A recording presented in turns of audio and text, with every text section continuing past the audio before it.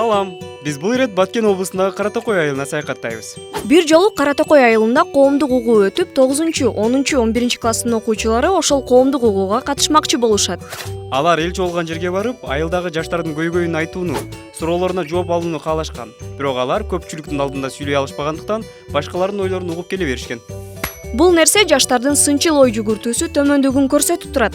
Жаштарга өнүгүү шарттарын түзүп берүү үчүн айыл өкмөт жана жаштар чогуу иштеш керек. Мына критикалык ой жүгүртүүнү өстүрөлү деген Кара Токой айылынын 9-10-11 класстарынын окуучулары интеллектуалдык оюндарды өткөрүү боюнча долбоор жазышты. Алар дебаттарды, акыл ордо билим таймаштарын жана тренингтерди жергиликтүү бийлик менен биргеликте өткөрүшмөкчү.